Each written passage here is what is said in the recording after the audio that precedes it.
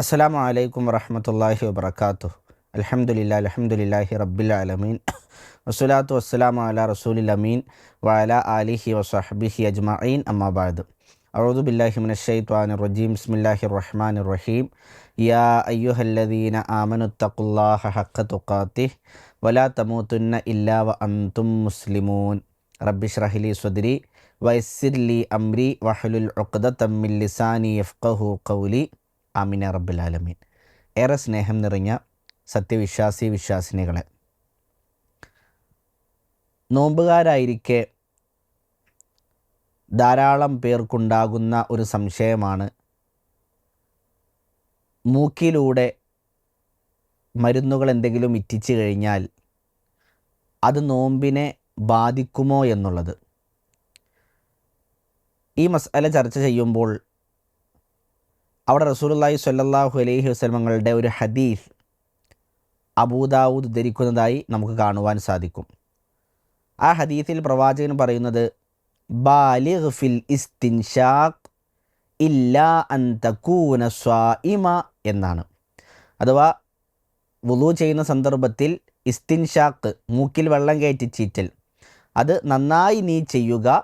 ഇല്ലാ അൻ തകൂന സ്വാഇമ, നീ നോമ്പുകാരനല്ല എങ്കിൽ. അപ്പോൾ നോമ്പുകാരനാണ് എങ്കിൽ നന്നായി മൂക്കിലേക്ക് വെള്ളം കയറ്റരുത് എന്ന് റസൂൽ സ്വല്ലല്ലാഹു അലൈഹി വസല്ലം തങ്ങൾ പറയുന്നു. അപ്പോൾ അതിൽ നിന്ന് മനസ്സിലാക്കുവാനുള്ളത് എന്താണ്? അങ്ങനെ ഒരാൾ നന്നായി മൂക്കിലേക്ക് വെള്ളം കയറ്റിയാൽ അത് അയാളുടെ നോമ്പിനെ ബാധിക്കുവാൻ സാധ്യതയുണ്ട്. കാരണം നമുക്കറിയാം, ഭക്ഷണം കഴിക്കലും വെള്ളം കുടിക്കലും നോമ്പിനെ ബാത്തിലാക്കി കളയുന്ന കാര്യമാണ്. മൂക്ക് എന്ന് പറഞ്ഞാൽ അത് ഹൽക്കിലേക്കുള്ള, തൊണ്ടയിലേക്കുള്ള, വയറിലേക്കുള്ള ഒരു ദ്വാരം തന്നെയാണ്.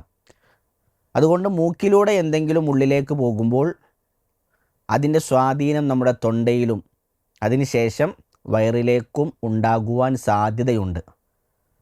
അതുകൊണ്ട് ഭക്ഷണ പദാർത്ഥങ്ങൾ അത് പോകുവാനുള്ള ഒരു മംഫദ്, ഒരു വഴി, ഒരു ദ്വാരം മൂക്ക് ആയതുകൊണ്ട് തന്നെ മൂക്കിലേക്ക് മരുന്നിറ്റിച്ച് കഴിഞ്ഞാൽ, അല്ലെങ്കിൽ മൂക്കിലേക്ക് വെള്ളം കയറ്റിക്കഴിഞ്ഞാൽ അത് തൊണ്ടയിലേക്കെത്തുന്നുണ്ട് എങ്കിൽ അവൻ്റെ നോമ്പ് ബാത്തിലാകുന്നതാണ്. എന്നാൽ തൊണ്ടയിലേക്ക് എത്തുന്നില്ല എങ്കിലോ അവൻ്റെ നോമ്പിന് പ്രശ്നവുമില്ല. മഹാനായ പണ്ഡിതൻ ഇബ്നു ബാസ് റഹ്മഹുല്ല അദ്ദേഹത്തോട് ഈ സംശയം ചോദിച്ചപ്പോൾ അദ്ദേഹം പറയുന്നത്, അമ്മ അൽ ഖത്റത്തു ഫിൽ അംഫി, മൂക്കിലേക്കൊറ്റിക്കുന്ന ഇറ്റികൾ അഥവാ മരുന്നുകൾ, അതൊക്കെ എന്ന് പറഞ്ഞാൽ ഫലാ തജൂസു, അത് അനുവദനീയമല്ല. ലി അന്നൽ അൻഫ മംഫദുൻ, കാരണം മൂക്ക് എന്ന് പറഞ്ഞാൽ അത് തൊണ്ടയിലേക്കുള്ള ഒരു ദ്വാരമാണ്, അതിലേക്കുള്ള ഒരു വഴിയാണ്. വലിഹാദ ഖാല നബിയു സല്ലല്ലാഹു അലൈഹി വസല്ലം, അതുകൊണ്ടാണ് പ്രവാചകൻ പറഞ്ഞത്, വബാലിഗ് ഫിൽ ഇസ്തിൻഷാഖി ഇല്ലാ അൻ തകൂന സ്വാഇമ.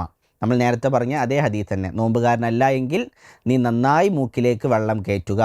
വ അലാ മൻ ഫഅല ദാലിക അൽ ഖലാ, അതുകൊണ്ട് അങ്ങനെ ആരെങ്കിലും മൂക്കിലേക്ക് ഇറ്റിച്ചിട്ടുണ്ട് എങ്കിൽ, തുള്ളികൾ മൂക്കിലേക്ക് പ്രവേശിപ്പിച്ചിട്ടുണ്ട് എങ്കിൽ അവൻ ഖലാ വീട്ടേണ്ടതാണ്. എപ്പോൾ? ഇൻ വജദ ത്വഅമുഹാ ഫി ഹൽഖിഹി, അവൻ്റെ തൊണ്ടയിൽ അതിൻ്റെ രുചി അവന് അനുഭവപ്പെട്ടിട്ടുണ്ടെങ്കിൽ. അപ്പോൾ തൊണ്ടയിൽ അതിൻ്റെ സ്വാധീനം അനുഭവപ്പെട്ടിട്ടുണ്ട് എങ്കിൽ നോമ്പ് വീട്ടേണ്ടതാണ്, ഖലാ വീട്ടേണ്ടതാണ്, നോമ്പ് ബാത്തിലാകുന്നതാണ് എന്നർത്ഥം. ഇനി ഇബ്നു ഉസൈമീൻ റഹ്മഹുല്ല അദ്ദേഹം ഇതുമായി ബന്ധപ്പെട്ട് പറഞ്ഞത് കാണാം, ഖത്റത്തുൽ അൻഫി, മൂക്കിലേക്ക് ഒറ്റിക്കുന്ന ഇറ്റികൾ, ഇദാ വസലത് ഇലൽ മഅദ്ദതി ഔ ഇലൽ ഹൽഖി ഫഇന്നഹാ തുഫത്തിർ, അത് വയറ്റിലേക്കോ ആമാശയത്തിലേക്കോ അല്ലെങ്കിൽ തൊണ്ടയിലേക്കോ എത്തുന്നുണ്ട് എങ്കിൽ അവൻ്റെ നോമ്പ് മുറിയുന്നതാണ്. ലി അന്ന നബിയ സല്ലല്ലാഹു അലൈഹി വസല്ലം, കാരണം പ്രവാചകൻ സല്ലല്ലാഹു അലൈഹി വസല്ലം പറഞ്ഞിട്ടുണ്ട്, ബാലിഗ് ഫിൽ ഇസ്തിൻഷാഖ് ഇല്ലാ അൻ തകൂന സ്വാഇമ. നമ്മൾ നേരത്തെ പറഞ്ഞ അതേ ഹദീസ് തന്നെ, നോമ്പുകാരനല്ല എങ്കിൽ നന്നായി നീ മൂക്കിലേക്ക് വെള്ളം കയറ്റുക.